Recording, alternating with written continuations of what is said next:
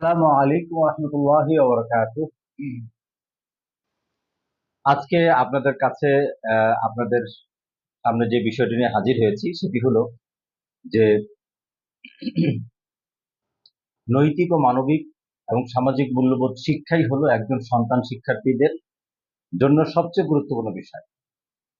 এইটা আজকে এই বিষয়টা ব্যাখ্যা করে আলোচনা করব যে আমাদের সন্তান শিক্ষার্থীদের জন্য জীবনের সবচেয়ে গুরুত্বপূর্ণ জিনিস কোনটা।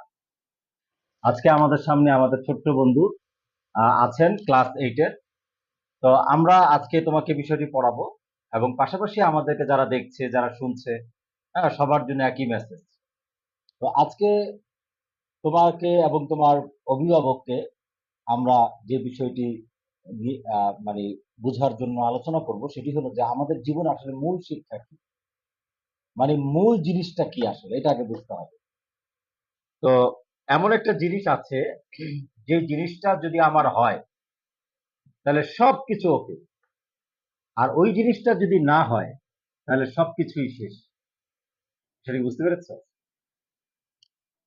এই আরবি উর্দুতে একটা প্রবাদ আছে, বাক্য আছে এরকম, এক ফোন হারফোন হারফোন কুছ নেই। মানে একজনে একটা বিষয়ে যোগ্য অর্জন করেছে, এটা অনেক কিছু সবকিছু, আবার অনেক কাছে অনেক কিছু অর্জন করেছে, পরে আসল জিনিস না হওয়ার কারণে কিছুই হয়। তো সেটা হলো কি, তুমি লিখবে সেটা হলো নৈতিক, মানবিক ও সামাজিক মূল্যবোধ। হুম। তো আমরা আজকে এটা নিয়ে বিস্তারিত আলোচনা করবো। প্রথমে আমাদের sksf.org আমরা সার্চ দিলাম, আলহামদুলিল্লাহ আমাদের ওয়েবসাইটটি চলে আসছে। আমরা এখানে লগ ইন করছি। লগ ইন করার পরে আমাদের পেজ, আমার আইডি ওপেন হয়েছে। আমি এখানে ই লার্নিং এ গেলাম।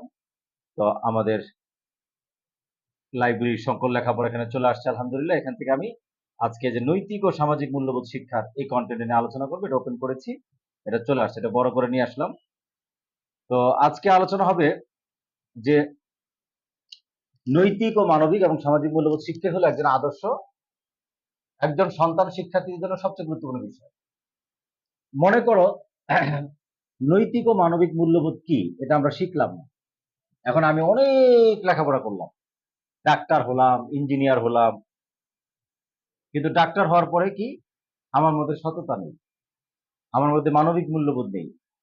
এখন আমি টাকার জন্য কি করছি? আমি টাকার জন্য মানুষের জীবনকে ধ্বংস করে দিচ্ছি।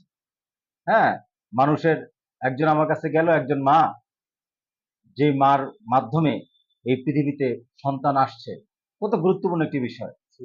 তো আমি কি বললাম ডাক্তার, যে আপনার বাচ্চা তো বেকা হয়ে আছে, এই মুহূর্তে সিজার